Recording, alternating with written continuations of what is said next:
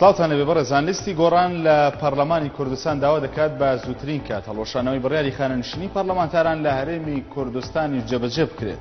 یوسف محەممەد سەرۆکی لیستی گۆڕان بۆ خولی چوارەمی پەرلەمانی کوردستان لە لاپەڕی تایبەتی خۆی لە تۆڕی کۆمەڵایەتی فەیسبوک نووسیوێتی بڕیارەکەی دادگای باڵای فیدراڵی عێراق سەبارەت بە نادەستوری بوونی خانەنشینی پەرلەمانتاران کاری ئەوانی ئێجگار ئاسان کردووە.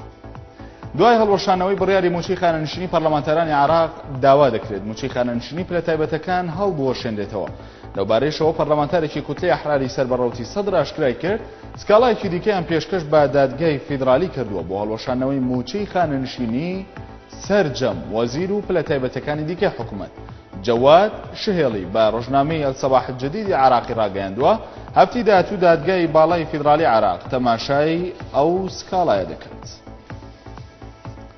وەزارەتی تەندروستی حکوومەت هێرێمی کوردستان ڕایگەیان لە ساڵی 2000ەوە تا ئێستا هیچ حاڵەتێکی نەخۆشی ئیفلیجی منداڵان تۆمار نەکراوە. بڕیاریشە لە سنووری فیشخاپور ئاوەرە سووریەکان بکوترێن. ماڵپەڕی حکوومەتی هێرێمی کوردستان بڵاوی کردوێتەوە بە ڕوبەڕووبوونەوەی نەخۆشی ئیفلیجی منداڵان. وەزارەتی تەندروستی لیژنەیەکی باڵای پشتگیری و کۆنتڕۆڵکردنی پێکهێناوە بۆ پاراستنی هەرێم لەو نەخۆشیە.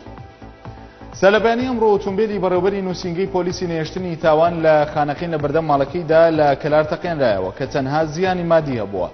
نەقیب فەرهاد ڕەفعات بەڕێوەبەری نووسینگەی پۆلیسی نێشتنی تاوان لە خانەقین بە یەنارتی ڕاگەیان دوای کاتژمێر 8 سەرلەبەیانی ئەمڕۆ پێش ئەوەی لە ماڵەکەی خۆی بچێتە دەرەوە بۆ دەوام لە گەڕێکی شەیدانی کەلار ئۆتۆمبیلەکەی تەقێنراوەتەوە.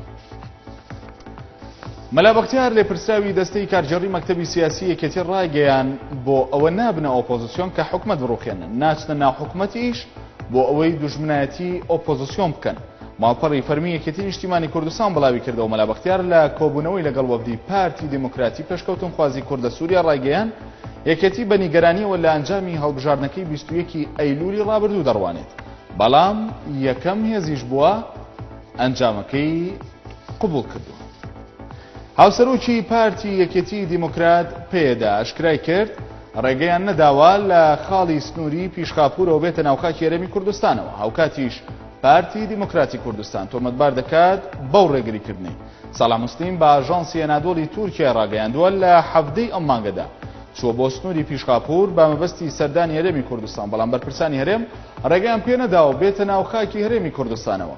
لە کاتێکدا ئەو ویستوێتی لە ڕێگەی خاکی عێراقەوە بڕات بۆ ئەوروپا کە بەوتەی موسلیم بەرپرسانی هەرێم دەیانەوێت ڕێگەیان لێ بگرن بۆ ئەو کارە بەڵام ئەوان بە بێ چارەسەر دانانیشن. ئەوەی بینەری بوون کورتەیە گول هەواڵەکان هەر شاد بن.